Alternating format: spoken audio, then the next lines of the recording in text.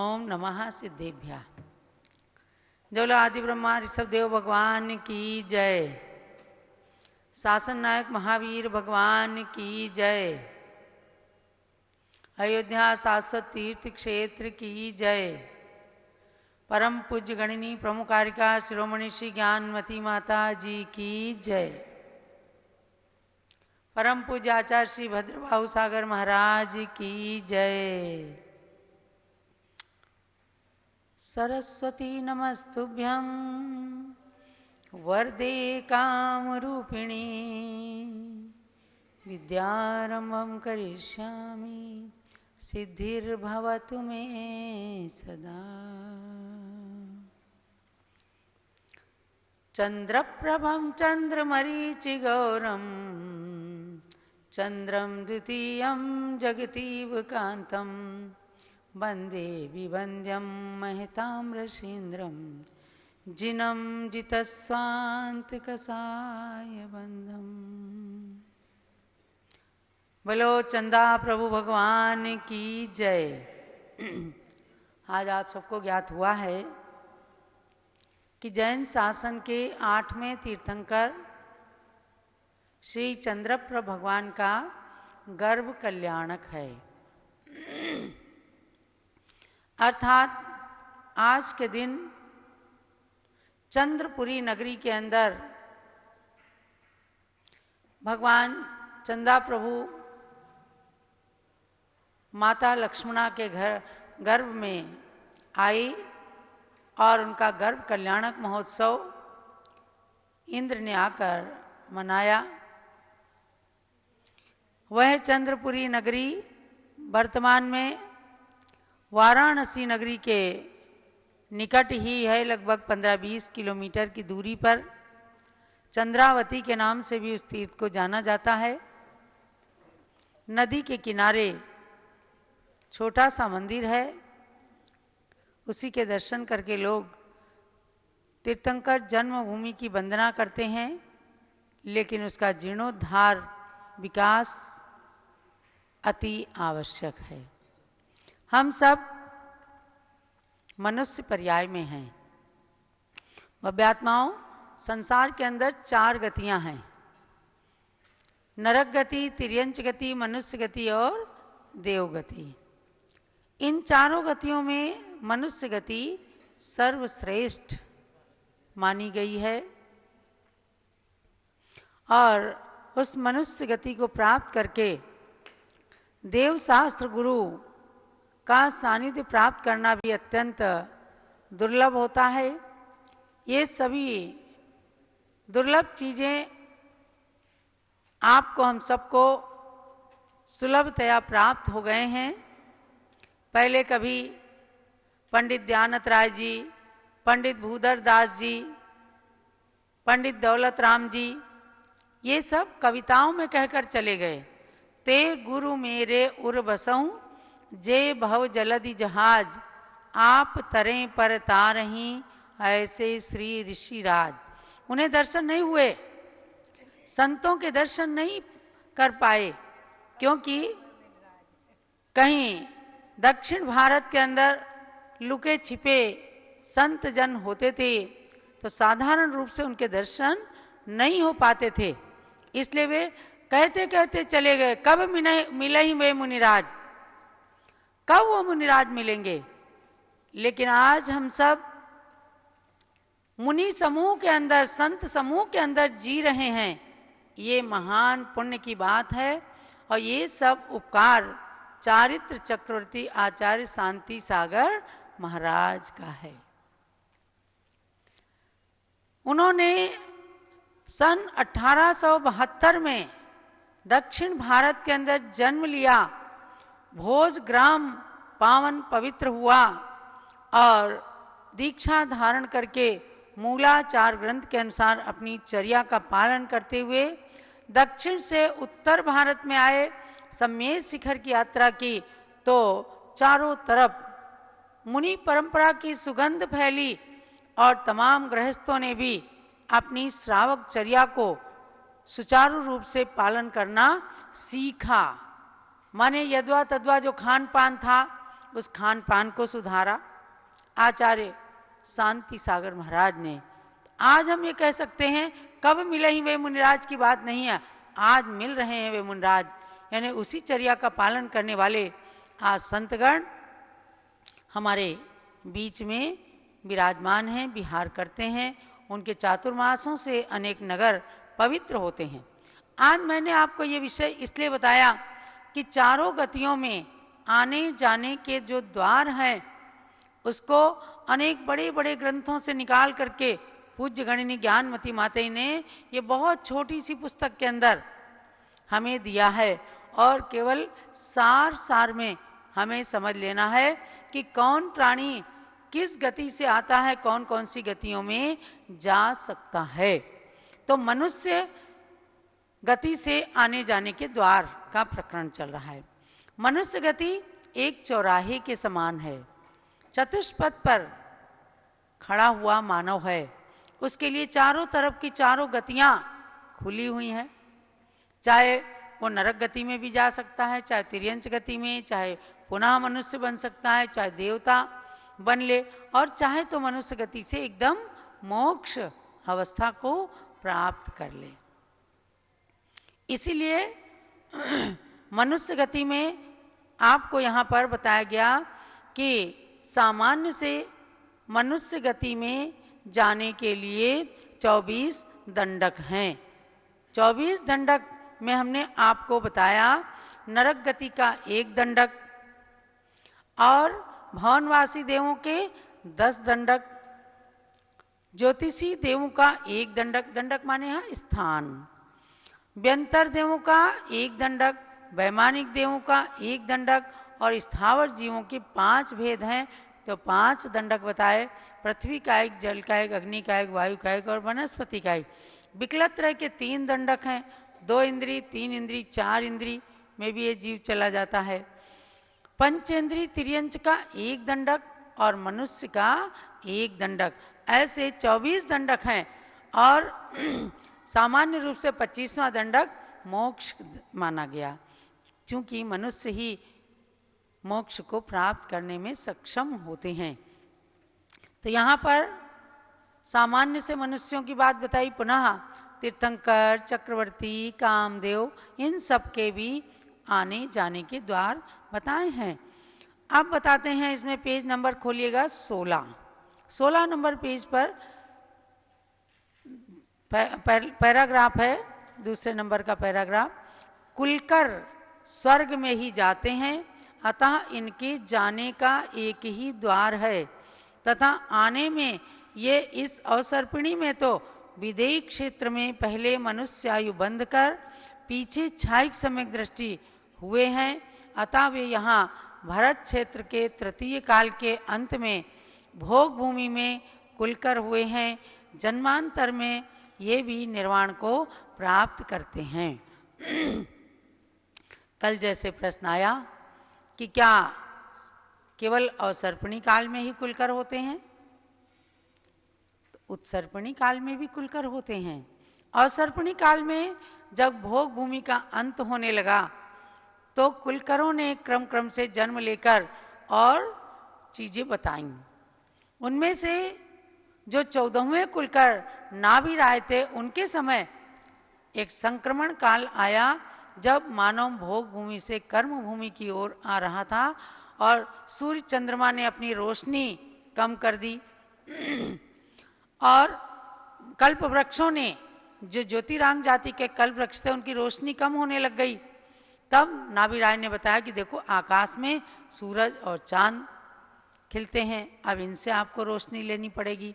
ऐसे भगवान ऋषभ देव 15वें कुलकर के नाम से जाने जाते हैं। वे तीर्थंकर थे, लेकिन कुलकर इसलिए उनको कह दिया गया है कि उन्होंने विदेह क्षेत्र की कर्म भूमि का स्मरण करके और इस तृतीय काल के अंत की भरत क्षेत्र के आर्यखंड की भूमि में कर्म भूमि को चलाया, बताया कि अब तुम्हें कल्प वृक्षों से वृक्षों पर आना पड़ेगा, अब तुम खेती करो, फल वगैरह प्राप्त करो, अनाज प्राप्त करो, ड्राई फ्रूट्स, ग्रीन फ्रूट्स ये सब प्राप्त करो, इक्षु को बताया कि ऐसे ऐसे बोए जाते हैं, फिर गन्ने को पेला जाता है, फिर रस निकाला जाता है, ये सारी चीज़ें उन्होंने बताया था। तो इनको कुलकर कहा। तो ऐसे कुलकरों का जन्म जो है बताया कि स्वर्ग में ही जाते हैं ये, क्योंकि अच्छी अच्छी चीज़ें लोगों को बताते हैं, पाप की ओर कभी भी प्रवृत्ति नहीं कराते हैं। तो इनके जाने का एक ही द्वार है कि स्वर्ग जाएंगे, क्रम परंपरा से मोक्ष जाएंगे, लेकिन कुलकर की पर्याय से ये स्वर्ग में जाएंगे। और आने में कह रहे हैं कि विदेह क्षेत्र में पहले मनुष्य आयु का जब बंद कर लेते हैं, उसके बाद छायिक सम्यक दर्शन प्राप्त करते हैं, तब ये अगर किसी ने मनुष्य आयु का बंद कर लिया तो आयु बंधने के बाद कभी भी छूटती नहीं है। ये बात आप लोगों को जानना।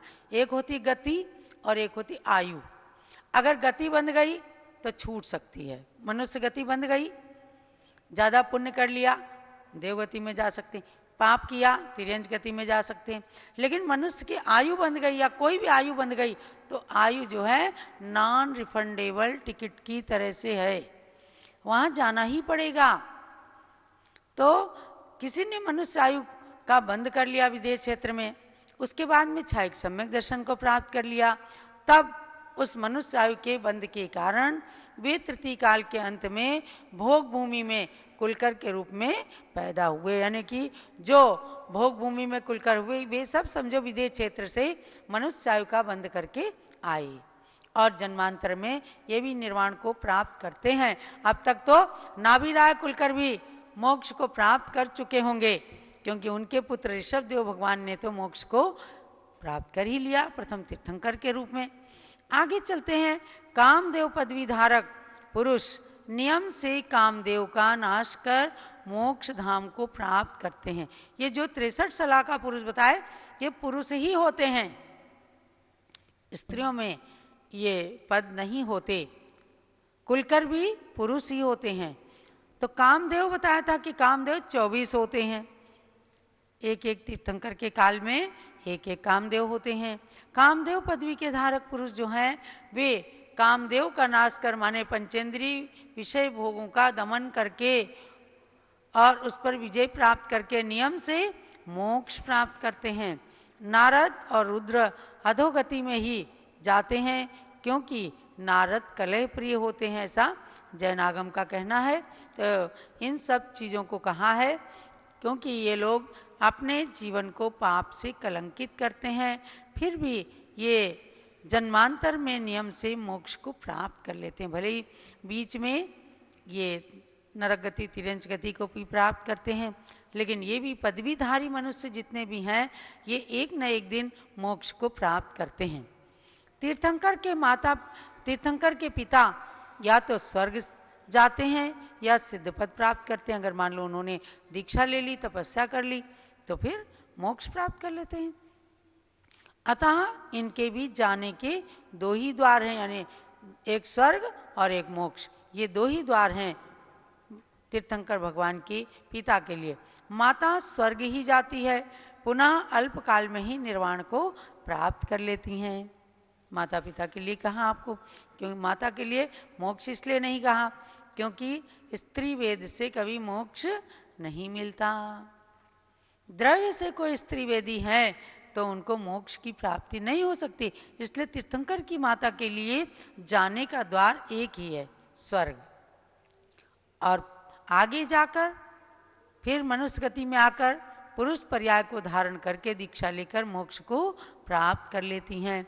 ये क्योंकि बहुत ही पुण्यवान जीव होते हैं, इनके पुण्य की तो कोई सीमा ही नहीं है। तीर्थंकर जैसे महापुरुष को जन्म देना मतलब जन्म जन्मांतर का पुण्य होता है। इसलिए समझना है कि अगर अपने गर्भ से किसी को तीर्थंकर जैसे या मोक्षगामी जैसे पुत्रों को जन्म देना है तो कभी भी भ्रूण हत्या मत कराना, कभी भी कन्या को अपने गर्भ में जानकर उसकी हत्या नहीं होने देना। जो महिलाएं अपने भ्रूण की हत्या कराती हैं या जिस घर के अंदर महिलाओं के भ्रूण की हत्या करने का संकल्प भी लिया जाता है, कराया भी जाता है, अनुमोदना भी की जाती है, उनके घर में ऐसे महापुरुषों का जन्म ऐसे गर्भ से कभी महापुरुषों का जन्म नहीं हो सकता है। इसलिए इन सब महानताओं को जान करके ही आचार्यों ने हमें बहुत सारे ये नियम बता दिए हैं।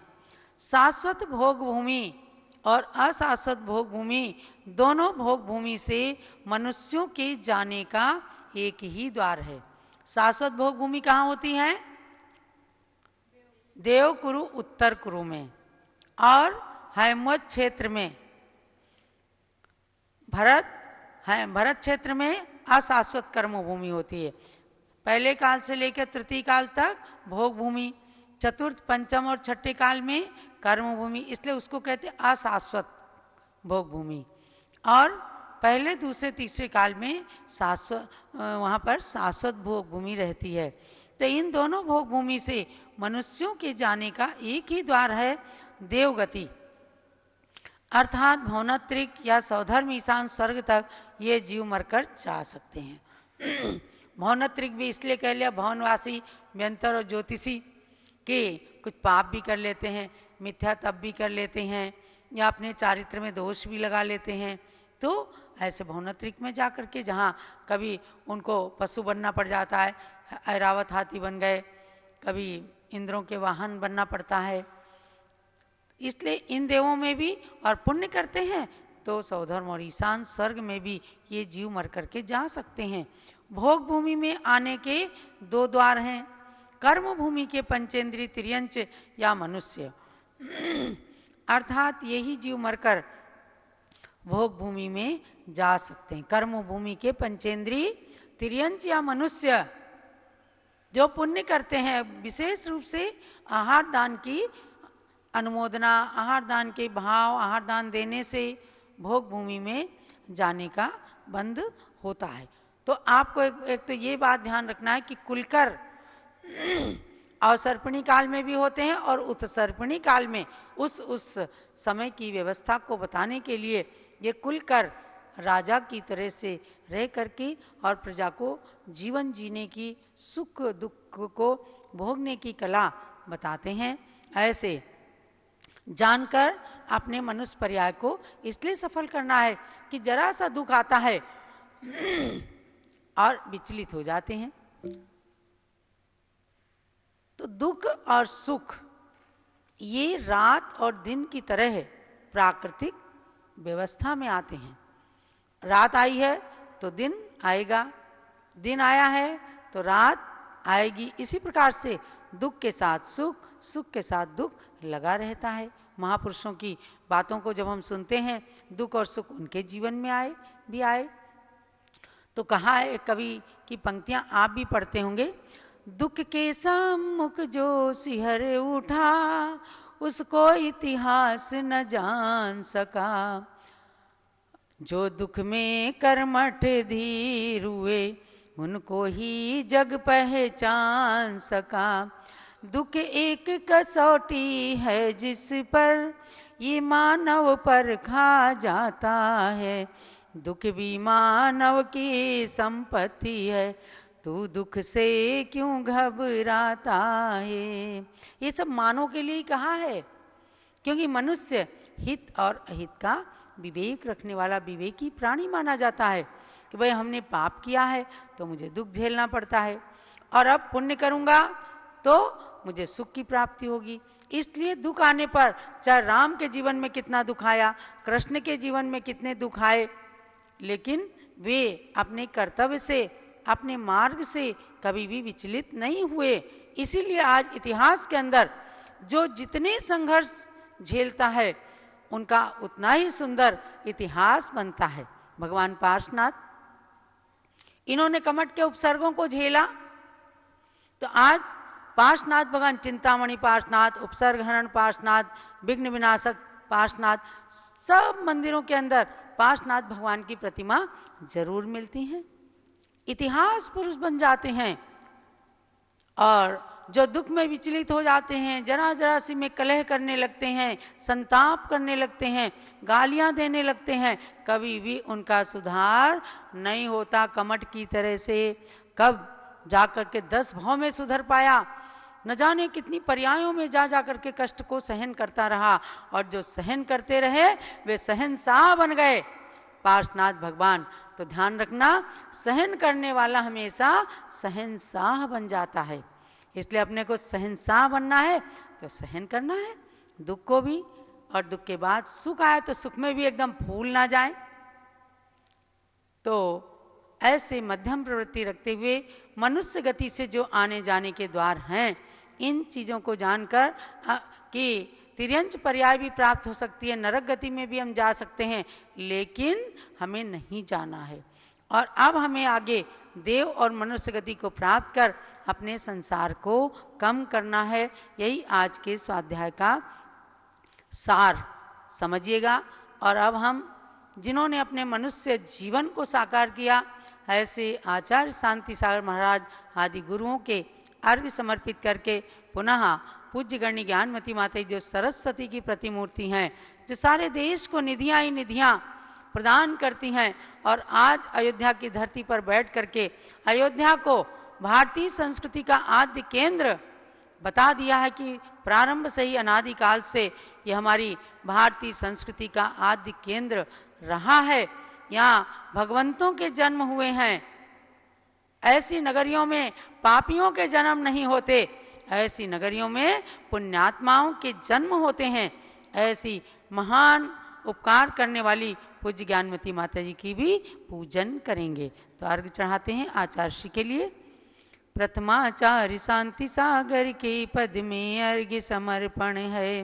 वीर सिंधु अरुणेमि सिंधु आचार्य के पद का अर्चन है। परम तपस्वी तीनों गुरु शिव पथ साधक कहलाते हैं। इन पद में चंदनामती अमर्घ्य कथाल चढ़ाते हैं।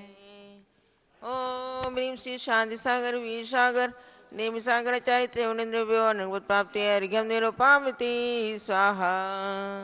चलो परम पूज्य गणनी प्रमुख श्री ज्ञानमती माता जी की जय। पूजन शुरू। ज्ञानमती को नित्य नमो, ज्ञान कली खिल जाए। ज्ञान ज्योति की चमक में जीवन मम मिल जाए। ओम ह्रीं गणनी प्रमुख श्री ज्ञानमती माता अत्र अवतर समोसठाहननम अत्र तिष्ठ तिष्ठ ठठ स्थापनम अत्र मम सनितो भव भव षट सनिधिकरणम। क्षीरोदधि जल्लाय के करो चरण त्रयधार। ज्ञानमती गणनी प्रमुख करो मुझे भव पार। ओम ह्रीं गणनी प्रमुख श्री ज्ञानमती मात्रे जलम निरूपामिति स्वाहा। चंदन घिस कर्पूर संग चर्चो माँ पदसार। ज्ञानमती गणनी प्रमुख करो मुझे भव पार। ओम ह्रीं गणनी प्रमुख श्री ज्ञानमती मात्रे चंदनम निरूपामिति स्वाहा। तंदुल धवल खंडले अर्पो सदा सुखकार। ज्ञानमती गणनी प्रमुख करो मुझे भव पार। ओम ह्रीं गणनी प्रमुख श्री ज्ञानमती मात्रे अक्षतम निरूपामिति स्वाहा। पुष्प सुगंधित थाल भर अर्पो पद सुखकार।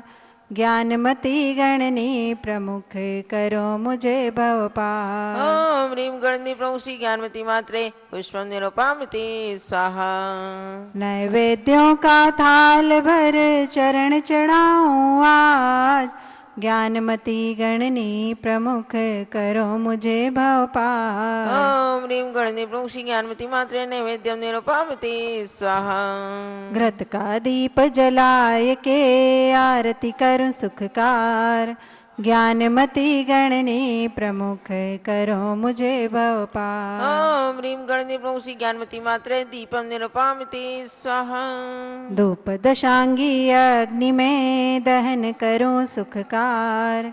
ज्ञानमती गणनी प्रमुख करो मुझे भव पार। ओम ह्रीं गणनी प्रमुख श्री ज्ञानमती मात्रे धूपम निरूपामिति स्वाहा। फल अंगूर बदाम ले चरण चढ़ाऊं मात। ज्ञानमती गणनी प्रमुख करो मुझे भव पार। ओम ह्रीं गणनी प्रमुख श्री ज्ञानमती मात्रे फलम निरूपामिति स्वाहा। आठों द्रव्य सजाय के अर्घ्य चढ़ाऊं मात।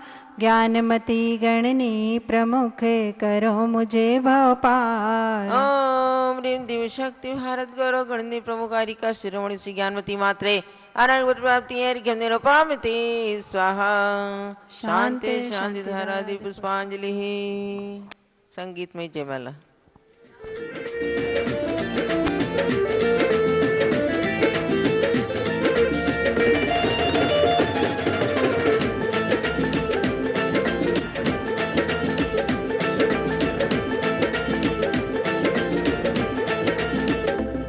सब साधु संतों में तू सबसे पुरानी है। सब साधु संतों में तू सबसे पुरानी है। गुरु मैया ज्ञानमती, गुरु मैया ज्ञानमती, तेरी दुनिया दीवानी है। गुरु मैया ज्ञानमती, तेरी दुनिया दीवानी है। शांति सिंधु दर्शन की अब तू ही निशानी है। शांति सिंधु दर्शन की अब तू ही निशानी है। गुरु मैया ज्ञानमती, गुरु मैया ज्ञानमती, तेरी दुनिया दीवानी है।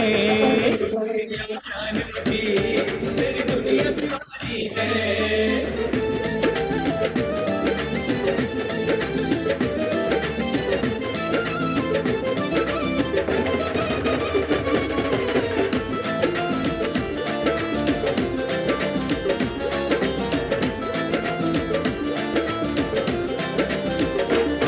माता तू दया करना, हम सब पे कृपा करना। माता तू दया करना, हम सब पे कृपा करना। वात्सल्य की पूंजी से सबकी झोली भरना। वात्सल्य की पूंजी से सबकी झोली भरना। चरणों की धूल तेरे हमको भी पानी है। चरणों की धूल तेरे हमको भी पानी है। गुरु मैया ज्ञानमती, गुरु मैया ज्ञानमती, तेरी दुनिया दीवानी है। गुरु मैया ज्ञानमती, तेरी दुनिया दीवानी है।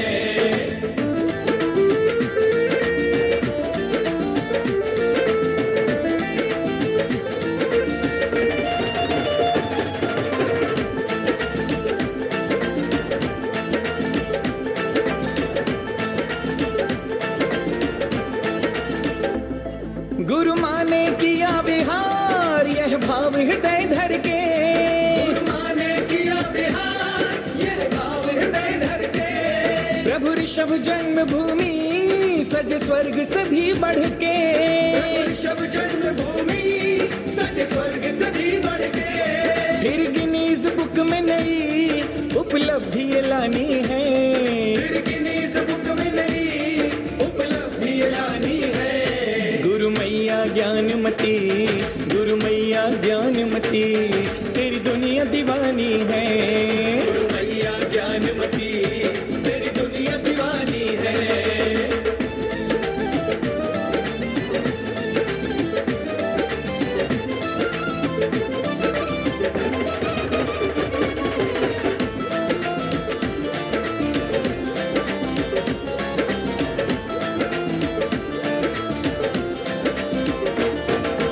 अतिशयकारी है तू जग कल्याणी है।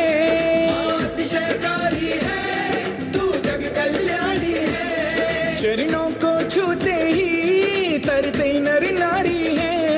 चरणों को छूते ही तरते नर नारी है। मन चाहा वर देगी माँ तू वरदानी